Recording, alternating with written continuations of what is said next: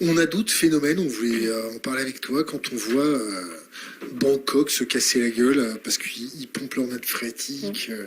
Qu'est-ce qui se passe quand la nappe phréatique, elle peut pas se reconstruire? On change de pays?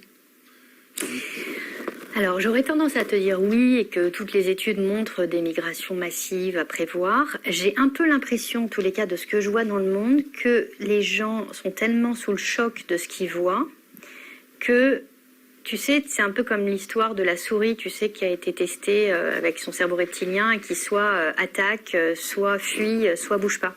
Tu vois, tu as trois comportements au niveau du bulbe rachidien dans le cerveau reptilien, chez la souris, mais chez nous aussi. Un peu comme en manifestation. T'en as trois, et en fait, je crois que de ce que je vois, les comportements humains que je vois actuellement, c'est plutôt qu'on bouge pas.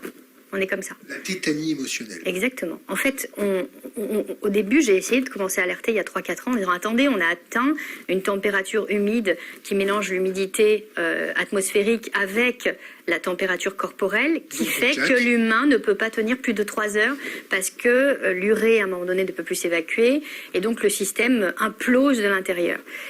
Et puis ça, je crois que c'était il y a 3-4 ans. Et puis, il y a une autre publication qui est sortie, on l'a trouvé dans 10 points sur Terre. Et puis, au fur et à mesure, c'est quelque chose qui évolue. Donc, on sait très bien que c'est quelque chose qu'on va vivre de plus en plus. C'est-à-dire que derrière les 50 degrés qu'on a actuellement en Inde, c'est un gap, mais on aura sans doute d'ici 7-8 ans 50 degrés en France. Parce qu'on a atteint 46 degrés, finalement, c'est à 4 degrés près. Tu vois, c'est quand même quelque chose qui est pas très loin. À l'ombre. Oui, à l'ombre. Exactement, au sol, tu es plutôt dans les 60 degrés. Et donc c'est quelque chose qu'on va vivre. Donc, écoute, j'espère que peut-être, si des politiques nous écoutent, si des gens qui parlent aux politiques nous écoutent, si des gens qui ont des pouvoirs à l'échelle territoriale nous écoutent, qu'il va y avoir une vraie grande prise de conscience sur le fait que le maïs, c'est plus possible. En fait, déjà, il faut être clair, il faut le dire. Il faut sortir de toutes les logiques de lobby et des dizaines de milliers de lobbies qu'on a et qui se cachent derrière la Commission européenne ou nos politiques. Faut pas dire ça. Et je crois que non, je crois qu'il faut le dire, en fait. Et qu'à un moment donné, il faut juste être factuel, réel, clair et dire qu'à un moment donné, il y a des systèmes qu'on ne peut plus conserver.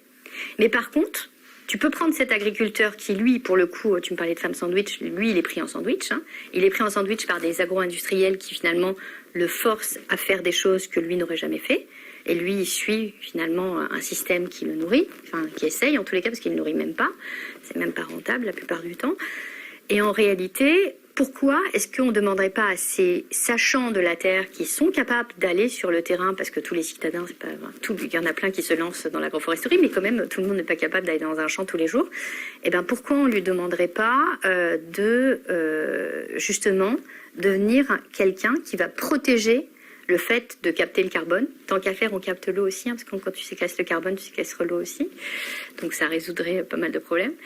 Et en fait, pourquoi on ne lui donnerait pas la fameuse taxe, tu vois, les crédits carbone que derrière on utilise pour changer notre chaudière, pourquoi on ne lui fournirait pas justement le fait que lui, en fonction du nombre de mètres carrés qu'il va protéger, où il va laisser la végétation reprendre, laisser des prairies, refaire renaître des forêts, réaméliorer la qualité de l'eau, transformer nos matières et nos ressources primaires en augmentant la part qualitative qui derrière gérera la quantitative, derrière on devrait financer ce système-là en s'appuyant sur ces gens-là. Mais ça veut dire qu'il faut revoir notre modèle. Je te casse tes rêves encore?